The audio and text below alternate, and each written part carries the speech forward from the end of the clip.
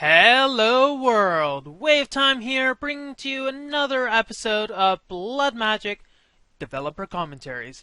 So here we are in Minecraft 1.8. This is currently my dev version of Blood Magic, and there has been quite a few releases currently out for 1.8, which is the new version of Minecraft. Obviously, it's kind of why I'm making this developer commentary, because a lot has changed in the mod.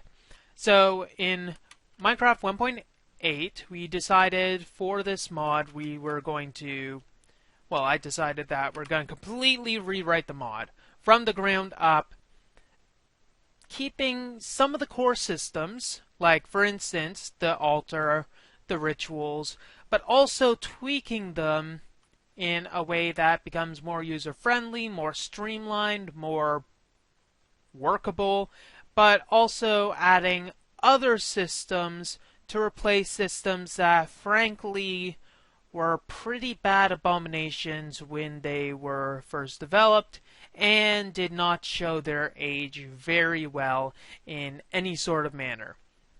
Some things like the reagent system are not going to make a return.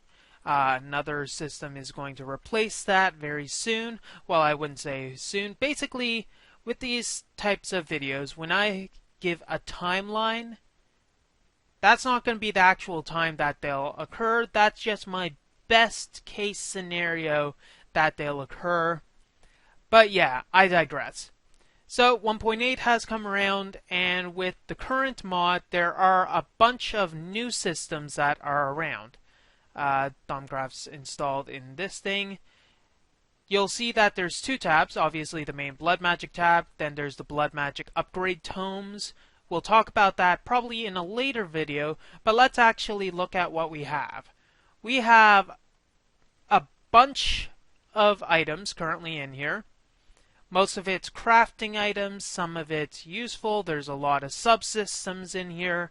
There's a lot of other systems, some fun, ease of use, and, well, I think the only real way to show things off is to actually use them. So currently in Blood Magic 1.8.9, there are a few systems currently implemented. There's the Blood Altar, right over here. There's the ritual system. That one is the ritual of regeneration. There is the item routing system, still in development, but it is functional. There is the demon will system. And there is the incense system, as well as living armor. And we're going to talk about the new systems only. Oh, also the alchemy array system. So Blood Altar and the rituals, they haven't really changed. The ritual of binding has been removed. It is basically, its functionality is taken by the alchemy array system, using fancy alchemy arrays that you draw on the ground. We'll get into that.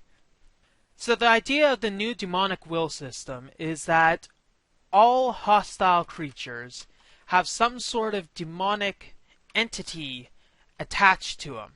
And by using different items, you're able to take that demonic entity and get its imprinted will off of it to use for your types of spells, incantations, and other quality of life items. So the first thing you need to do in order to access this system is to get a soul snare. Not a soul snare, a rudimentary snare. So if you check the recipe for this, you can see that it takes iron, string, and a bit of redstone. So you're going to need to find some redstone and some string. So probably the best place for that is to just find a nice little cave system with a mine shaft and go use your sword on all that fun stuff. So let's get a diamond sword, and we're going to need to have a zombie. And we're going to need to set ourselves to normal and nighttime. So, what you want to do is, if you're in, it could work in creative, but I'm not going to try. So if you're fighting a zombie, You right click to throw a snare at them. It doesn't do any damage, but as soon as white particles appear, you can kill them quickly. The buff lasts for 15 seconds, and then get a piece of demonic will. So every snare has about a 25% chance of managing to apply the debuff. And what you're going to want is at least 2 pieces of demonic will. So when you use a rudimentary snare and kill a mob, it'll drop 1 demonic will with a will quality between 0 and 5. Oh gosh, I didn't... come on, I want your... no demonic will. Well, I'm just gonna cheese this. And probably get the game mode. There we go. So you're gonna want 2 of these. And the reason for this is because the Blood Altar actually uses this. We'll talk about that later. So the Blood Altar needs 1 demonic will. So in order to start with the actual mod, you are going to need at least 1 demonic will. I'd recommend making about 16 rudimentary snares to make things a bit easier. They stack to 16 if you notice. And that's how you should start the mod. So with this demonic will, you have that, you got a Blood Altar, that consumes, best to use your weakest quality will. So you have a Blood Altar, but what you also need is a Hellfire Forge. This Hellfire Forge, we only really need 1 of them, is constructed using some stone, some iron, and some gold. Sorry for the unprofessional stuff. And you just basically plop it down anywhere. What this requires... that seems to be an issue with the creative menu. What this requires is a demon will, or a Tartaric gem, we'll talk about that, and up to 4 different items.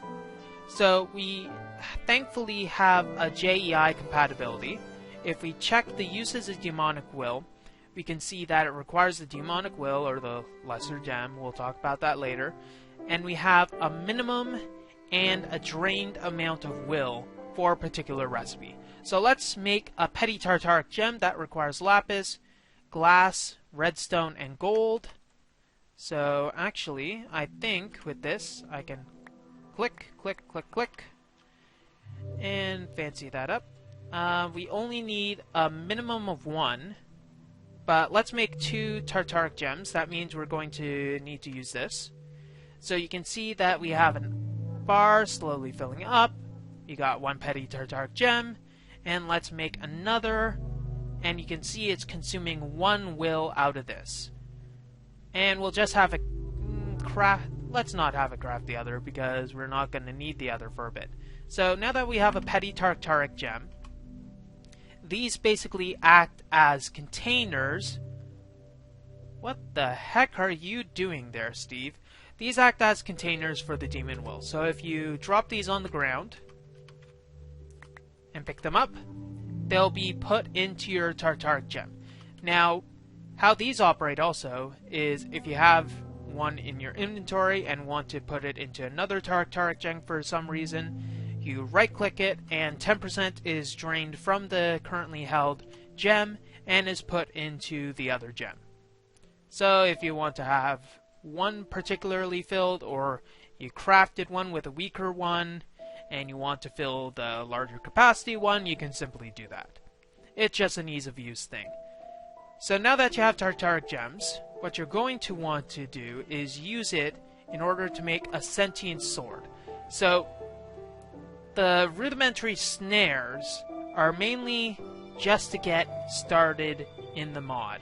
You throw it at something, you get a 25% chance to get a demon will between 0 and 5, which frankly it's a big amount of swing. But what you really want to do is make a sentient sword to make the collection a lot better. It uses demonic will from your Tartaric gems in order to become more powerful. So whenever there's an item that's labeled sentient, it gets more powerful the more demonic will you have. So the current things we have is the sentient sword, the sentient bow, and the sentient armor, which requires a sentient armor gem, which I'll need to put a description. Basically, these you are not able to obtain legitimately unless you use the Sentient Armor Gen. But we're not talking about this. So the Sentient Sword requires 1 Iron Sword and 1 Petty Tartaric Gem, and if you check the recipe, hovering over, it has a minimum of 0, drain 0, so you only just need to have this in here to facilitate the crafting. And then shift right click, we can activate it and deactivate it, and just normal right click you can block with the sword. And if you can see, it was 2 damage, now it's 7 damage. This is because it's empowered with your own will. And if you were to have a more full Tartaric Gem, so let's have a filled Petty Tartaric Gem. So in JEI, you have one that's empty, one that's full. Let's go with one that's full. If we deactivate it and reactivate it, now with the full Tartaric Gem, we have 8.5 damage. This is because the more demonic will you have, the more damage you're able to actually do with your sentient items. Okay? So if you have a very strong Tartaric Gem that is full, you're going to be dishing a lot of damage. And the other thing to note is that this sword, let's take this away, just put that one in and put it back to its base level 7. So if you kill things with the sword, you'll get some demonic will. So it was at about 5, now we have 6.17. Kill another one. We have 7.17, so at the base level, you'll always get 1 demon will when you kill something with the sword. If you have a stronger gem on you, we're at 64. That's not very helpful for demonstrating it, so we'll have both of them. So 7.17 and 9.45. So it's remarkably stronger when you have a higher amount of demon will. So when you're trying to fill a bunch of Tartaric gems, you know what to do. So currently there are 5 different types of Tartaric gems. There is the Petty Tartaric Gem, only can hold 64. Its recipe is the one you saw. We have the lesser one, which requires a minimum of 60 demonic will, but a drain of only 20, and it needs a Petty Tartaric Gem, diamond, lapis block, and block of redstone. Capacity of 256. We also have the common Tartaric Gem, which is a capacity of 1024, which requires 240, so basically a full lesser gem. Requires a lesser gem, block of gold, an imbued slate, and a diamond gem. Then we have the greater Tartaric Gem. That's the drain. That's the maximum capacity. This is the recipe. And then we have the grand Tartaric Gem, which requires a nether star, a minimum of 4,000 will, and a drain of 500 will.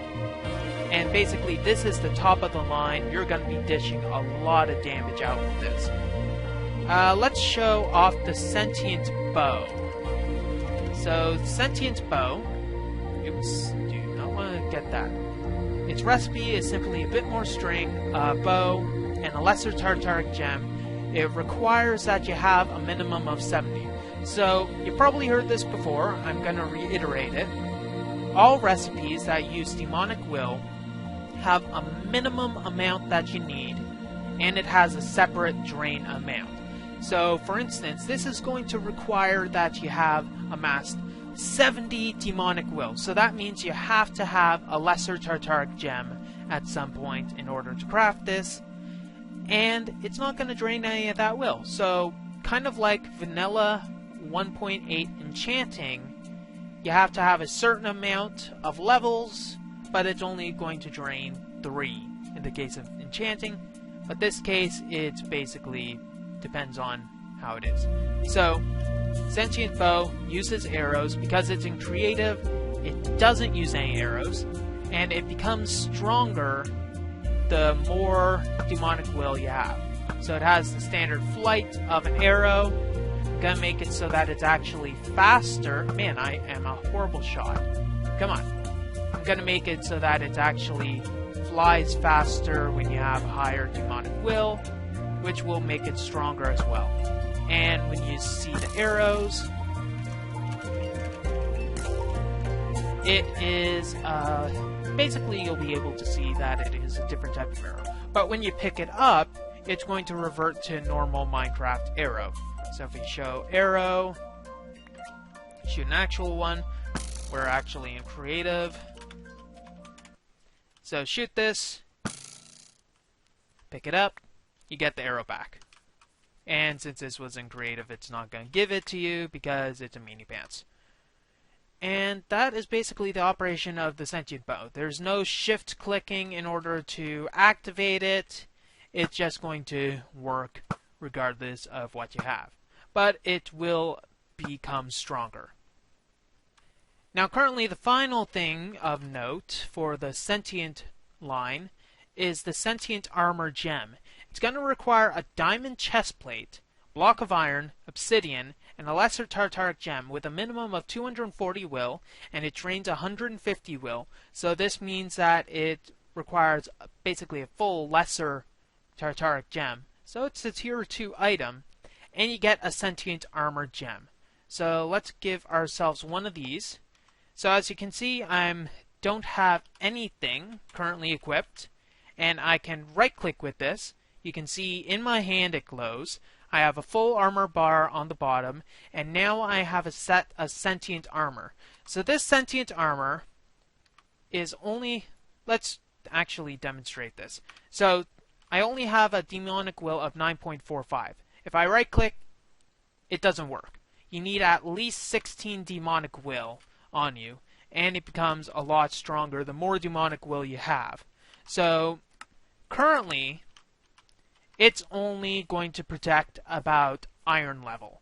So normal iron armor, even though it costs a demonic diamond chestplate in order to make, when I only have this amount of demonic will, it's only going to... Are you going to attack me? Thank you. Only protect about iron level. But if I want to deactivate this for any reason, let's actually kill you because I need the will. Thank you. If I deactivate this, it's going to disappear. So don't bother enchanting this with the normal means, because that is going to just make you very, very, very sad and probably curse me a few times, which I don't really want for any reason at this time. You can curse me later when I actually deserve it, but that's probably going to be a while. So that is basically the demonic will system as it currently is. There are more things that are planned, but it basically acts as a gating mechanic where you need to have a certain amount of demonic will. So one thing to note just before I wrap this section up is that whenever you get more demonic will, the sword's not going to update automatically. So if I grab a Tartaric gem, so say this one, I have 4,000. It didn't update the damage until I toggled it. Now it's 9.5 damage, and it's gonna do a lot more when trying to get the demonic will. And also with the fact that, oh yeah, looting actually works on this. So if we enchant this, I could have sworn I had an enchanting table here. Ah, over there. So if we were to enchant this, it is enchantable. Is anything blocking that? Yeah, my bloodlight is blocking that. If we enchant this, it has knockback 2, unbreaking 3. It has a certain amount of durability, about iron sword level, because it's only an iron sword. But yeah, if you get looting on this, you'll get a lot more demonic will, which should make things a lot easier for you. So let's talk about sigil crafting. Sigil crafting is a lot different than it was in previous versions of Blood Magic. So if we check our divination sigil, it requires something called an alchemy array. So we can click on it, and there are a bunch of different recipes. You can see it requires a reagent of some sort. So site reagent, and it also requires a sigil. Slate rather. So, for instance, one redstone and a blank slate will give you a divination sigil. So, what does it mean when it says alchemy array? What it means is that you're going to need to create yourself some arcane ash. Recipe here uses no demonic will, so it's basically an entry recipe.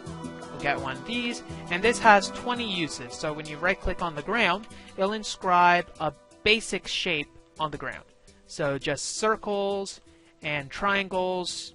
So this is a base array with, as you can see up there, Wayla is not happy, so I'm going to have to add that localization. All we need to do is slap it with one redstone, because it was your first item, and this will change the shape of the array. So you can see information is written into the dust here, and it has a new shape. So we have an eye there showing that you're trying to divine some information, and you right click hit with a blank slate and it'll start to rotate, revolve, inscribe the information on that slate, and craft you the item. Now we have a divination sigil, shows we have 0 LP, and if you notice, if we spam right click with this, well, you can't really notice it, it'll basically overwrite its previous information and not spam the chat. Right click on the altar, shows the current tier. As you can see, I'm spamming right click, and it's not taking up the entire dialog box with useless information. So there are a bunch of different array textures. If you check the reagents, 1, 2, 3, 4, 5, 6, 7, 8 will show these first off. So if we right click to make 8 different arrays, 2, 3, 4, 5, 6, 7, 8, each and every one of these has a different shape with them.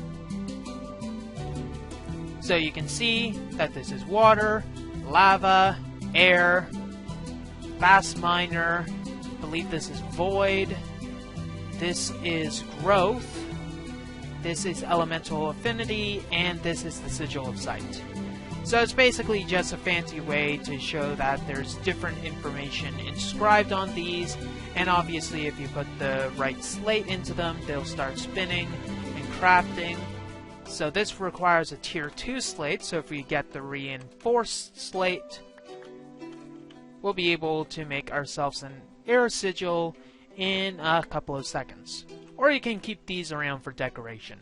Eventually I'll probably allow them to be inscribed on walls or rotated, but currently that's not really necessary, and I think it's good as it is. So that's how you're able to use the Arcane Ash in order to make an alchemy array. Now, I did tell you that the binding system has changed drastically. And what that basically means is that you're not going to be able to use a ritual of binding in order to make your bound blade or any of the fancy bound tools, etc. What you're going to have to do is make an alchemy array of binding. So right click with the Arcane Ash, and you need to make a binding reagent, which requires 400 minimum will. So that requires a common Tartaric gem, and yes, I got those names from Skyrim. Right click with this, you can see that we have a fancy array, and right click with the sword. Let's check. Binding reagent, uses, you can see that we can make living armor, bound axe, bound shovel, bound pickaxe, living chestplate, and the bound sword, using the sword. Yeah, so let's right click. So you can see it's starting to spin. All of them are spinning independently. They're going across, drawing a pentagon around. Lightning is striking the individual spots, transferring energy into this. It's coalescing, and then we have a bound sword. Shift right click. Now we have a bound sword. Probably should rename this to bound blade because that's how it used to be. And now we can kill things to get the weak blood shards. So if we get our zombies again, have some fun time with this. Now, there was one major change with the bound sword. Bound sword no longer applies weakness, so you don't need to make sure you have a weak sword variant in order to get the weak blood shards. What you need is basically there's a 20% chance that a weak blood shard will drop from any hostile, and it, as you can see, although I'm killing them in one hit, they are still dropping them the weak blood shards. So it doesn't apply the weakness anymore, it just gives them on death. There are some bugs related to this, but in normal, they're not crashes. Basically just some gameplay stuff that you'd have to really know the internals of Minecraft in order to understand the implications. Let's kill a few more. And since it's a 20% drop, it's a bit more rare, but it just means that you're going to have to work for it a bit more. And one final thing I'm going to talk about is the coat of arms and also the Bloodletters pack. So if you check the pack, Bloodletters pack, it really chaves. It really, really chaves. So if we put it on, it's not doing anything. Game mode 0. What the Bloodletters pack does is while you're away from the altar, it'll damage you half a heart at a time and put 100 LP into the pack. And it stops at 5 hearts. Unfortunately, there's no way for me to turn off the hurting animation when I'm using this. So it's not the best item in the world. The bound swords needs to be fixed so that that actually works like a sword. That I'm going to do right now, actually, after this. And yeah, so it's not the best in the world, but if you're doing some other stuff and don't mind the hurting animation and you have a lot of food, it should be fine. Bump me to normal so I can heal up. Now, that's the Bloodletters pack. What we're really interested in is the coat of arms. The coat of arms is description, as you can see. I gotta love quality with K. Shift right click it. Now I have a coat of arms. It's about chainmail protection, so it's not going to be blocking many arrows. But if we were to kill things while we have the coat of arms on, so for instance, a random zombie right here. Sure, we have the opportunity to get more weak blood shards, but once I killed it, you can see I got 609 LP. This is basically how much damage you applied, and it's going to go into the the coat of arms rather.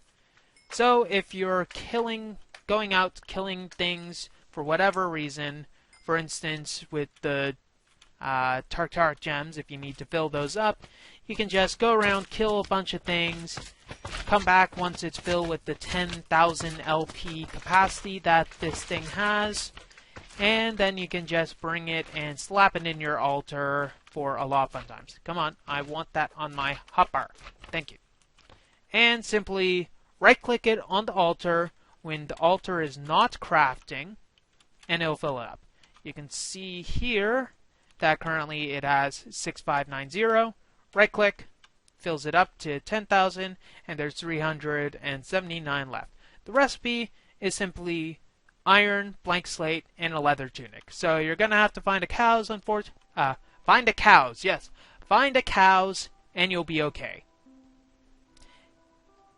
So there are a lot more systems that I have yet to talk about, but that's basically showing you that there's a lot of things that have changed in this mod since 1.7. 1.7 is not going to be worked on. It's considered basically complete, feature complete, so I'm not going to be adding anything else to the 1.7 branch of the mod. 1.8 though is going to have a lot of changes. The teleposer's actually in here, I forgot to mention that. But we're going to also want to talk about the new incense altar mechanic, which has replaced the incense system. But that's unfortunately going to be another day. As you can see here, it's going to be a very interesting mechanic to figure out and optimize. I'll just leave that there. Well, that's all the time we have for this episode of Blood Magic Developer Commentaries. If you like what you see, don't forget to rate, comment, and subscribe for future episodes. Although I don't do YouTube much anymore, it's still fun to do this now and then. WayofTime here, signing off. Have a wonderful day.